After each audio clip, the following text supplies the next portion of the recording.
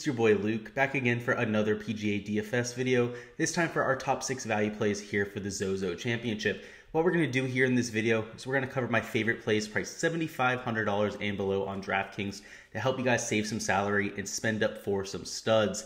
I definitely think this is a studs and duds type of week. We have 3 or 4 guys that are at the top of the price board that have much more talent than the rest of the field. There's quite a drop off even at just $10,000 starting with Tommy Fleetwood all the way down to $8,000. I think they all have relatively similar skill sets, so I'm definitely trying to focus on some of these guys down a little bit further on the board in the $6,000, $7,000 range to help spend up for at least one of those stud options. So what we're going to do in this video is cover all of those plays. In terms of our picks for last week, they were absolutely fire with our value picks video. We obviously had Eric Van Rooyen, who was in it through Saturday, kind of faltered on Sunday, but still put up a ton of birdies.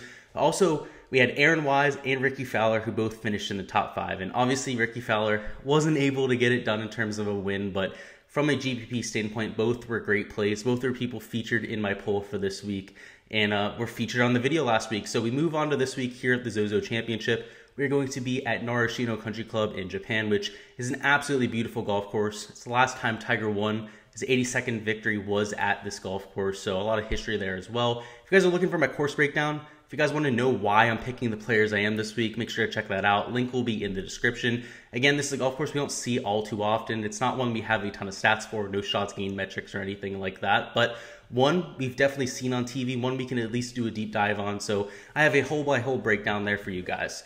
Also, we have a live stream we're doing tomorrow morning, not tomorrow afternoon, for the golf tournament.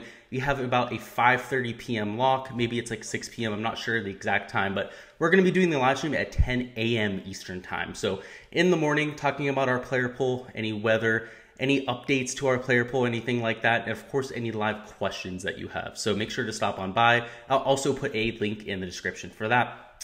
Without any more delay, though, let's hop right into the picks for this week for our value plays. So before we hop into our picks, just want to go over some honorable mentions that I already talked about in my core plays video, which is already up on the channel. We had Doug Gim as our value play this week. He's my model's number 23 ranked play this week at $7,000. Really like his ball striking. Also somebody who tends to thrive on bent grass. So somebody who was popping a little bit in my model, especially in that $7,000 range. Another guy we used as a flyer play in our core plays was Kyle Stanley, my number 16 ranked play this week at $6,200. That is an obvious spot for some value. Another ball striker, somebody who doesn't have the putting splits like somebody like him, but also somebody who's been absolutely on fire from tee to green. So I go into those two, just didn't want to mention them again. Wanted to give you a few more options down low, even in this smaller field. But at number 6, we have Roger Sloan at $6,800. He comes in as my model's number 40 ranked play this week, and he lost some of that scorching hot form he had at the end of last season. Obviously ended up making it into the playoffs, had a very strong showing at the Northern Trust. Wasn't able to make it further than that, but really showed us some good ball striking. Was right about neutral off the tee, and of course carried the hot putter per usual. And toward the beginning of the season, hasn't really looked the same.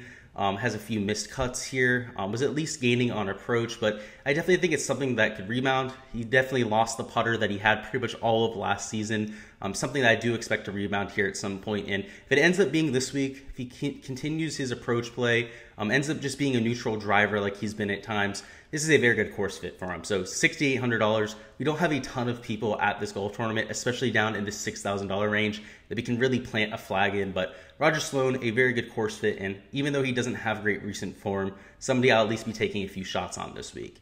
At number 5, we have Kramer Hickok, who is a ridiculously priced golfer this week at $6,300.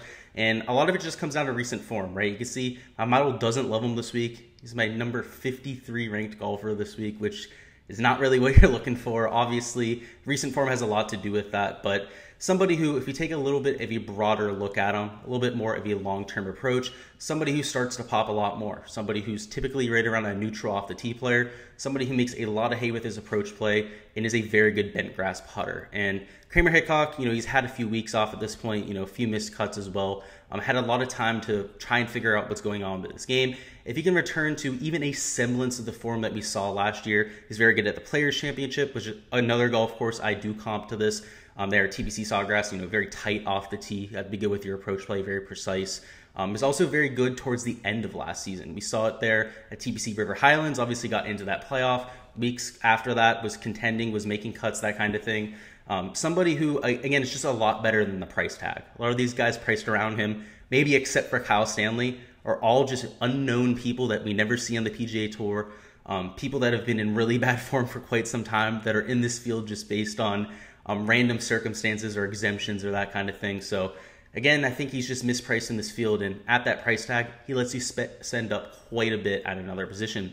At number 4, we have Brendan Steele at $7,100, so obviously a little bit more expensive than our other two options. A little bit better of a model rank there. At number 30 in this field, I have 78 golfers, and he's been very average of late. That's why we see him there ranked at number 30. But again, if we consider his historical form, his historical skill set, that kind of thing, somebody who's very accurate off the tee, that's going to be very useful at this golf course. We have some very narrow fairways.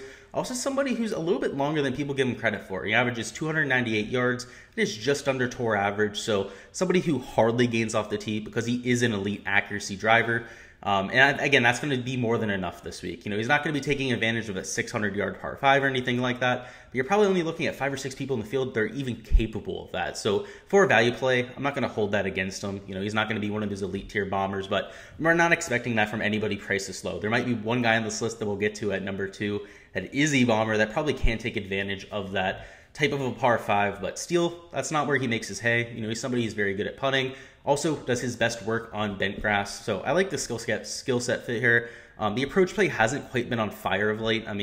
Typically a little bit better in that category. So we might be able to expect some positive regression there. So if he regresses with the irons, I honestly think he's going to, at least over the next month, continues the off the tee play, especially in terms of that accuracy, and returns to form with the putter on bent grass. I really like his chances this week. So I think he'll do a lot worse at $7,100. It might not be the most sexy pick in this pool, but definitely somebody I think that presents a lot of value for this slate. Real quickly, before we get into our top 3 value plays, just wanted to remind you about my PGA projections page.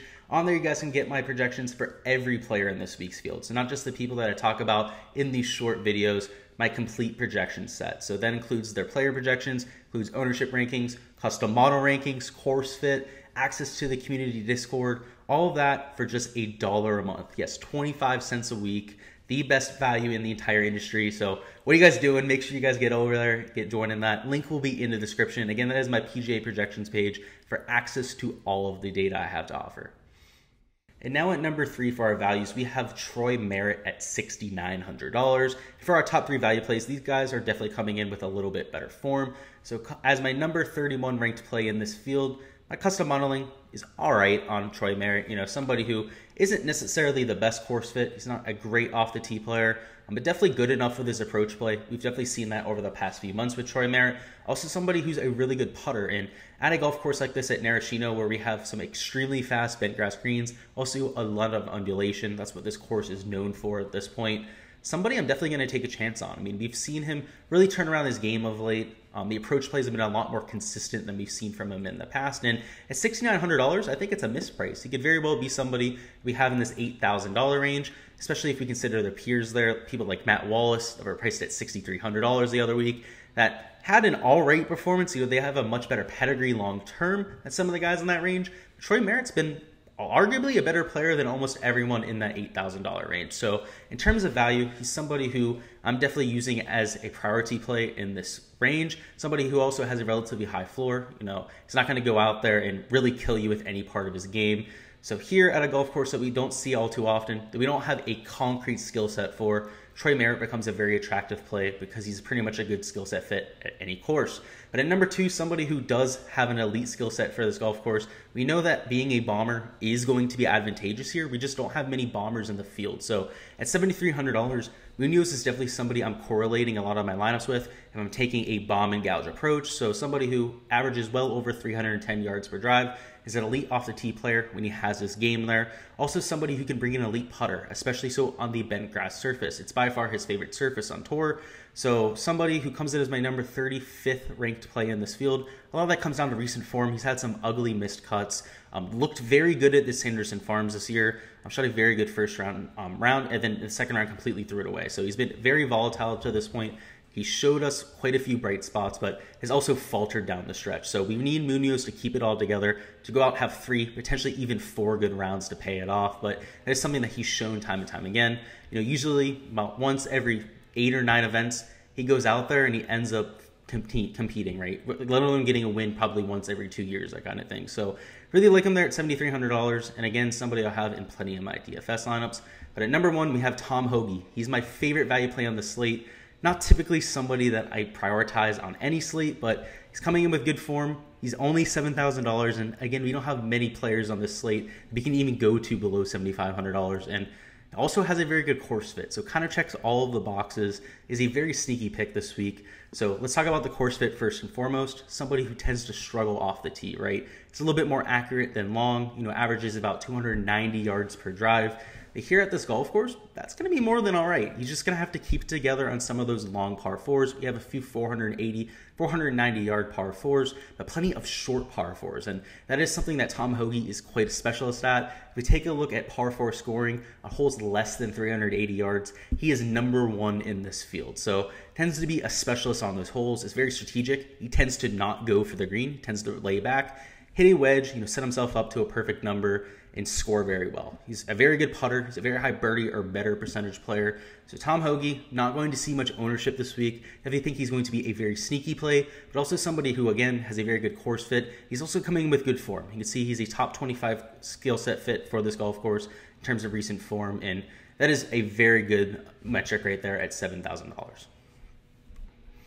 That is all I've got for this week's value plays. Go ahead and let me know down in the comments who you've got as your favorite play, priced $7,500 and below on this slate. Obviously for me, really like Sebastian Munoz, also really like Tom Hoge, but would love to get some debate going down there. Perhaps it's somebody I talked about, perhaps it's somebody completely off of my radar. Would love to get your opinion down there. And as always, really appreciate your support here on the channel. Thank you guys for stopping by and enjoying the content. If you guys haven't already liked the video, if you haven't already subscribed to the channel, make sure you guys go ahead and do so. Not only do we have tons of PGA Tour content here on the channel, we cover the NFL, the UFC, DFS in general, and we're going to be adding even more content throughout the season, potentially even NBA content.